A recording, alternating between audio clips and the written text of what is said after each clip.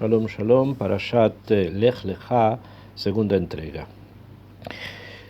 Esta parashá, como estudiamos en la clase anterior, trata principalmente del camino que hace Abraham Avinu ingresando a la tierra de Israel como un tzivui, un mandato divino, consecuencia de una labor que el propio Abraham había hecho por muchos años. Akadosh Baruj Hu se presenta delante de él a través de una profecía y le indica que el lugar principal y el lugar ideal para que lo que él piensa, lo que él quiere, la forma en que él ve el mundo, su agenda, vaya a florecer, vaya a prosperar, es precisamente la tierra de Israel. Y Abraham hace ese viaje. Dice la Torá que Ben Hamesh Shanim Beshivin Shana tenía 75 años, Betzetome Harán, cuando sale de Harán, que es el lugar donde él vivía. Eso queda en Siria, porque ya habían llegado allí escapando de Nimrod, que estaba en Babel, o sea, en Irak, habían llegado a Siria, y de allí él baja hacia el sur e ingresa en la parte norte de Eretz Israel, como sabemos. Viene con su familia, con las propiedades que él tenía. Las propiedades nos referimos a animales, no eran nómadas, iban de lugar en lugar y ese era su patrimonio. Diferente, en Eretz Israel se va a tener que asentar y por lo tanto ya el patrimonio va a estar más conectado con la tierra. Y también con los nefesh, con las almas que ellos habían hecho en Harán. Se refiere simplemente a todos los prosélitos o personas que habían de alguna forma entendido o se habían sido atraídos por la idea de servir al Creador que profesaba Abraham y que él era militante, era activista en promoverla. Y llegan, Vayabor Abraham Beeretz, pasó Abraham a la tierra, Ad Mekom Shem, llegó hasta Shem, casi el corazón de la tierra de Israel. Y en el pasuk anterior también dice Vaitzú Lechet Arza Kenaam, fueron hasta la tierra de Kenaam, Vayabou Arza Kenaam, y llegaron a la tierra de Kenaam. Nosotros habíamos estudiado en la parashá de Noach que Noach mismo tuvo 3 hijos. Tuvo uno que se llamaba Yefet, que hereda las partes del norte del mundo, Europa. Otro que se llamó Shem, que es quien hereda o toma Asia y el Medio Oriente. Y Ham, que toma África, siendo la principal de los pueblos de África que más van a tener repercusión en el mundo, Mitzray, en Egipto. Es por eso es importante conocerlo, que en egipcio antiguo, en el idioma que hablaban los faraones, Egipto se llamaba Ham, se llamaba Ham. La ciencia de Egipto es después, de alguna u otra manera, atrapada, es capturada y es desarrollada también, ya en épocas posteriores, se le llama la ciencia de Egipto o la egipcia, en otras palabras, al-Hamaí. Al-Hamaí, de donde viene alquimista, o sea, era la ciencia de Egipto, no solamente en el sentido de cambiar los metales, sino que en otros puntos también era la ciencia de Egipto o la egipcia, como se suele denominar. Entonces, si es así, tenemos 2 preguntas. ¿Por qué vemos a Nimrod, que es descendiente de Ham, o sea, de quien tiene que estar en África? ¿Por qué lo vemos que establece su monarquía en Babel? Reshit Mamlachto Babel, como leímos en la parashá de Noach. ¿Y por qué entonces dice acá la Torá que Abraham vino Yatzú Lechet Arza Kenaán, a la tierra de Kenaán, que es la tierra de Israel, cuando Kenaán también es descendiente de Ham y por lo tanto tenía que estar en África y no en el Medio Oriente? ¿Y por qué entonces también Nimrod está en Irak cuando también tendría que estar en África, por lo menos en Egipto? Ham, al-Himaí, hablamos, ¿no? Entonces una pregunta: ¿por qué personas de Ham están ubicadas en territorios que no les pertenecen, que no fueron parte de la repartición de los 3 hijos de Noach? Es como encontrar, y encontramos, personas de Ham también en Europa. Y también es una pregunta, también es una shela. Vamos primero a responder lo primero. ¿Por qué personas de Ham, como Canaán y el resto de los pueblos que están acá, todos son canaanitas, o sea, todos son descendientes de Ham, que eran en total 10 pueblos, que finalmente quedan de esos solo 7, que son los que va a tener que luchar Yoshua bin Nun en su momento.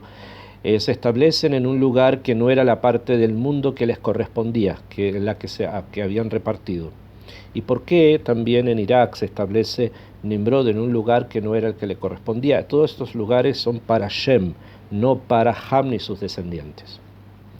Entonces, acá hay algo de fondo que obviamente también va a incluir, va a hacer que sea parte de eso también Abraham Avinu, que es lo siguiente. Egipto, de todos los descendientes de Noah, Egipto es el lugar que comienza a tener una preponderancia, a tener un nivel de sabiduría y de conocimientos prediluvianos, o sea, de cosas que pasaban antes del diluvio y que de alguna forma Ham mantuvo, conservó. Y que al conservarlas, las desarrolla y las amplía mucho más en Egipto. Pero esto significó además que ese reino, ese conglomerado de otzma, de energía, que era prediluviano, tenía que no solamente concentrarse en ese lugar, sino que atrapar 2 centros de energía, 2 centros energéticos que están presentes en el Medio Oriente. Uno es Babel y otro es Eret Israel, y cada uno por circunstancias distintas. Babel, el lugar que se llama Babel, tiene otro nombre, en hebreo, que se llama Shinar. Shinar, se lo conoce como el Valle de Shinar. Rashi trae, a partir de los Midrashim, o sea, de nuestras tradiciones orales, ¿por qué se llama Shinar? Porque fue en ese lugar Shenin Aru, Atzamot Metei Hamavul. Fue en el lugar donde llegaron y se movieron, o sea, allí fue donde se sepultaron los huesos de todos los muertos del diluvio. O sea, todos los muertos del diluvio, todos, gran parte de ellos, se concentran y llegan a un lugar. O sea, los muertos llegan a un lugar, que ese lugar es el valle que se conoce como el Valle de Babel, o sea, la Mesopotamia. Y allí quedan. Mitzrayim sabe, Ham, que es hijo de Shem, que vivió antes del diluvio también, conoce y sabe que hay una segulá, que hay una fuerza que se puede extraer de los huesos de seres humanos muertos. ¿Y esto cuál es? El hecho de que una construcción, un edificio, va a ser construido con mayor fuerza y se va a mantener con mucha más energía si en las bases de este edificio se ponen huesos de seres humanos muertos. Entonces, cuando Nimrod, que quería obviamente rebelarse en contra de Akadosh Baruj Hu, también lo hemos explicado en entregas anteriores, quiere construir la Torre de Babel, lo construye precisamente en un lugar que desde el punto de vista de lo que él pensaba o había recibido de estas enseñanzas antiguas y supersticiosas, si podemos llamarlas así, lo hace ahí en Babel, porque ahí sabe que están los muertos, los huesos de los muertos en el diluvio. Esta característica o esta idea, esta segulá, esta información o esta ciencia arcana o este forgotten lore, como dicen los ingleses, estas tradiciones olvidadas, están presentes en Egipto también, como lo vamos a ver cuando ocurra la esclavización del pueblo hebreo en Egipto, en que los bebés muertos eran puestos como ladrillos en las paredes de las casas. ¿Esto qué quiere decir? Nuevamente la misma idea, ¿no? Que un edificio se puede construir en forma más sólida si tiene huesos de seres humanos muertos. Esta idea continúa aún presente en el mundo. Y esto es Nimrod allá. Por eso Nimrod va y busca ese lugar, porque sabe que es un lugar con mucha energía. Y Canaán es descendiente de Ham, busca el lugar del principio, el lugar del inicio. El eje del mundo para la Torá no es Greenwich, no es el meridiano cero. El meridiano cero está en Eret Israel, en el lugar donde Akadosh Baruj Hu comenzó la creación del mundo, que se llama el Eben Ashtiah, que es el lugar sobre el cual se va a construir el primero y el segundo Betamikdash. Y este lugar, si bien no era conocido en forma clara por ellos, pero sí era conocido que esta tierra contenía en sí esa riqueza, contenía en sí una energía profunda, muy, muy, muy amuká, y la querían buscar, la querían tener, la buscaron, la tuvieron, la poseyeron.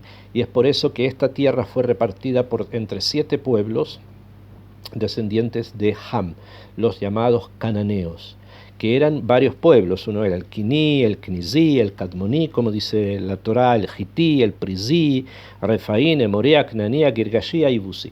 Eran varios pueblos que habían buscado justamente el lugar, o cerca del lugar, en el cual se había comenzado la creación del universo y por lo tanto el lugar que tenía estas energías tan primeras, tan presentes. Y lo habían cubierto, la tierra de Israel, como una costra. Y por eso se los llama la clipá, la cáscara, porque ellos cubren la tierra de Israel como si estuviese cubierta por capas de impureza, que eran estos 7 pueblos. Ellos no son originarios de acá, porque este lugar le pertenece a Shem, como dijimos, Medio Oriente y Asia, sino que ellos vienen y la cubren para poder obtener energías precisamente de esto tan primigenio que es el hecho de que la tierra de Israel es el lugar donde comenzó la creación del mundo y por lo tanto es el eje de toda la creación de todo el universo, no solamente de nuestra tierra, de todo el universo. Y esto es justamente frente a lo cual le tocó vivir a Abraham Avino. También allí en Irak, frente a la torre de Babel y a lo que tenía abajo, y también frente al cananeo que vivía en la tierra de Israel, a la que él, Abraham Avino, fue llamado a ingresar. Entonces,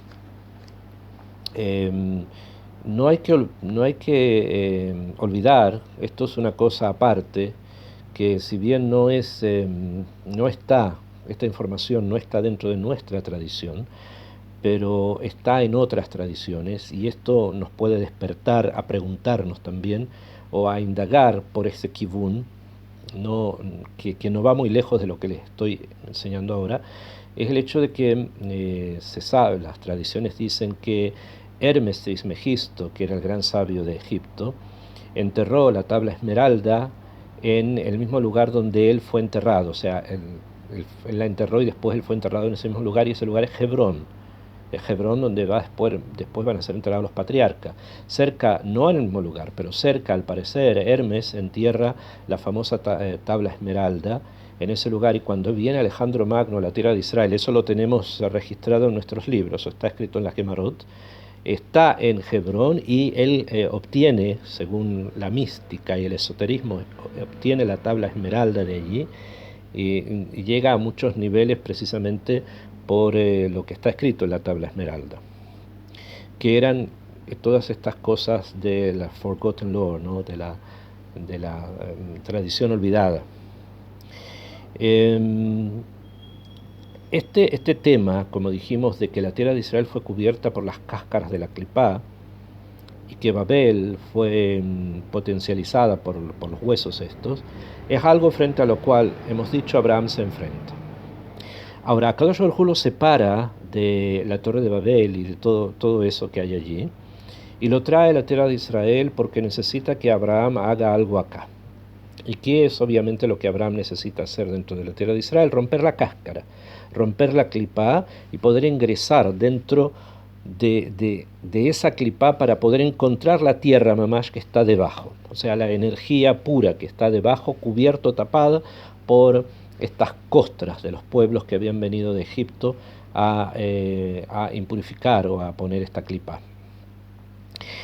Esto que estamos informando no termina con Abraham, no termina con Moshe y no termina con Yoshua. ¿Por qué? Más adelante, en la época de los jueces, está escrito, incluso antes, en la época de Yoshua, sabemos que una de las grandes campañas que Yoshua tuvo que hacer para conquistar la tierra de Israel fue vencer al rey Yavín. El rey Yavín era un rey que vivía en Baal-Hatzor, que era una ciudad fortificada que quedaba en el Golam, Hatzor Aglilit, en el Golam, que era una ciudad fortificada de una forma extremadamente sofisticada, o sea, tenía grandes torres, grandes murallas y tenía carros y todo tipo de instrumentos muy adelantados para la época, y Akadosh Baruj Hu hace que Yoshua luche con ellos. Yoshua bin Nun lucha con el rey Yavin, lo vence, destruye la ciudad y destruye los carros. Los carros que eran con técnicas y tecnologías que ahora no es el momento de explicarlos, pero que sí la tenían, a Yoshua los destruye, los quema. A los caballos sí eran caballos, y a los carros sí eran carros como pensamos, o tal vez otras cosas las destruyó. Y vence al rey Yavin. Ahora, el rey Yavin, que vivía ahí, era egipcio, o sea, él era el rey que los egipcios habían puesto allí para vigilar desde el norte toda la tierra de Israel, porque sabían los egipcios que precisamente esta tierra tenía unas energías que les podían ayudar a mantener su hegemonía en el mundo. Y viene Yoshua y lo vence al rey Yavin. Ya Moshe había vencido al faraón, pero Egipto no desaparece, continúa. Y Yoshua viene, vence al rey Yavin, y unos 200 años después, nosotros encontramos en el libro de los jueces que la jueza Dvorá, famosa por sentarse debajo de un tamar, de una palmera y juzgar al pueblo, tiene que luchar nuevamente con el rey Yavin. Y dicen los libros que era el mismo, como si Yoshua lo había matado, resucita, vuelve nuevamente a la vida. Quiere decir que hay una energía ahí presente en la tierra de Israel que todavía no habían podido eliminar. Y le correspondió a ella, a Dvorá, sacarlo, de destruirlo finalmente. Si es que quedó completamente destruido. Eso también es una señal de pregunta. Pero volviendo a Abraham Avinu, Abraham comienza justamente con la hadirá, comienza con el ingresar, con el introducirse dentro de la cáscara esta, romperla para poder encontrar la tierra de Israel original, para poder encontrar las energías originales que le corresponde a él liberar. Y es por eso que en nuestra parashá está escrito que obviamente ingresa a la tierra de Israel, y por eso dice Vayetzu lalechet arza Kenaan, Vayavou arza Knaan. El pasuk habla acá de dos movimientos que hace Abraham. Primer movimiento dice salieron lalechet, de ir, caminar, arza. En hebreo arza quiere decir hacia la tierra. Y ese fue un movimiento lineal que hizo, o sea, horizontal, que caminó, si esto es Siria, arriba, y esto es Eret Israel, obviamente más alto, entonces Abraham camina hacia la tierra de Israel. Pero hay otra expresión que dice, Vayavou, y vinieron. Vayavou en hebreo es la shon biyá. Biyá, entre otras cosas, significa tener relaciones con una mujer, se llama biyá, o sea, es ingresar dentro de. Y dice nuevamente, Vayavou arza Kenaan, ingresó dentro de la tierra de Israel. No solamente que entra caminando sobre una superficie, sino que Abraham ingresa hacia adentro de la tierra de Israel. O sea, no es solamente a nivel superficial, sino a un nivel muchísimo más profundo. Él rompe la cáscara y se mete hasta el meollo, o sea, hasta la esencia de la tierra de Israel. Y por eso dice después, Vayabor Abraham Baaretz ad Mekom Shema delom Moré, llega hasta este lugar, pero ya desplazando la clipa. No es simplemente un viaje sobre la clipa, sino desplazándola, abriéndola. Vamos a encontrar después que esta misma idea la va a recibir, obviamente, a partir de su padre, recibe Yitzhak, y él excava pozos en la tierra de Israel. Otra vez romper la clipa y meterse hacia adentro. De Akenanías Baaretz, dice la Torah, o sea que si bien lo está haciendo, no va a poder él solo completar esa labor, debido a que Akenanías Baaretz, todavía el cananeo, el egipcio, está todavía allí. Y hace todo lo que puede para poder romper esta cáscara, porque incluso en el pasuk Tet dice, Baisa Abraham haloch venasoa hanekva, y viajó Abraham yendo y viniendo hacia el sur, o sea, desde el norte de Eretz Israel hasta el sur, la recorrió entera para poder romper la clipa, para poder ingresar precisamente hasta el meollo de la tierra de Israel. ¿Por qué? Habíamos explicado ya que el tema de Babel, los huesos, la torre, etc., no es algo con lo que Abraham va a tener que enfrentarse, por lo menos no ahora. o sus descendientes no en ese momento. Pero sí en la limpieza de la tierra de Israel necesita enfrentarse. ¿Por qué? Número uno, porque este sector del mundo había quedado para Shem. De todas las personas de Shem, todos participaron en la construcción de la tierra de la Torre de Babel, por lo tanto todos están conectados con esa tumá, con esa impureza de la que hablamos, ¿ya? Hay uno que sobresale y que es quien va a heredar toda la virtud y por lo tanto todas las energías necesarias para poder relacionarse con Akadosh Baruj Hu, y ese es Abraham Avinu. Como estudiamos al final de la parashá anterior, de la parashá de Noaj, estudiamos lo que él comienza a hacer, cómo él actúa, sus nisionot, las pruebas por las que pasa. Por lo tanto, si hay un lugar que le corresponde a él, y si hay una energía, una otzma que va junto con él, que lo conecta, que se conecta entre él y algo más, eso es la tierra de Israel. Abraham es como un hatán, como un novio, y la tierra de Israel es una kalá, es una novia. Y por lo tanto, ambos juntos necesitan unirse, necesitan estar juntos. Ahora, esa kalá ha sido cubierta por un velo, ha sido cubierta por una cáscara, exprofeso que así lo hicieron los egipcios, para poder impedir que el mensaje divino floreciera en el mundo, y le corresponde a Abraham vino comenzar a romper la cáscara para poder encontrar justamente a esa calá que está cubierta, dormida, que hay que despertar. Esto es la misión que Abraham tiene, la misión más profunda que Abraham tiene, para la cual él va a tener que pasar por pruebas, va a tener que enfrentarse a enemigos, va a tener que separarse de personas que eran parte de su agenda y que las va a tener que en algún momento dejar de lado y avanzar en el Derech Hashem, para comunicarlo después a su hijo Yitzhak y a Jacob, y Jacob a las tribus. Salen, ¿a dónde salen las tribus? A Egipto, nuevamente. Vuelven de Egipto, salen de Egipto con Moshe, Yoshua ingresa a la tierra de Israel, lucha en contra del gran egipcio que es Yavin, y otra vez después de Borá, como mencioné. Hay acá un punto en el cual vemos que hay un enfrentamiento cultural muy, muy, muy fuerte. La pregunta es si esto continúa o se terminó en aquellas épocas. Simplemente podemos decir que esto continúa, porque también habíamos informado en entregas anteriores que de los tres hijos de Noach, de Shem, de Ham y de Yefet, vemos que de Shem sale Abraham Avinu, vemos que de Ham sale Nimrod con todo lo negativo que eso es, y que de Yefet, si bien en este libro, en el libro de Bereshit, no está informado que sale de él, si es que hay alguien que salga de él, en los profetas de Israel más adelante se habla de un tal Gog, que sale de Yefet y que va a venir a luchar primero entre ellos, entre las naciones del mundo, y después con Israel. Entonces, y probablemente, no probablemente, sino que así está escrito en nuestros comentaristas y está escrito en el Tanaj, va a recibir ayuda de Fut, de Mitzrayim, de los egipcios. O sea que nuevamente están ellos presentes al Reka, allá en la sombra, también en el futuro, como una fuente negativa de energía a la que hay que vencer. Abraham comienza, después sus hijos. Besrat Hashem, que estemos nosotros a la altura de poder continuar con esa labor tan importante.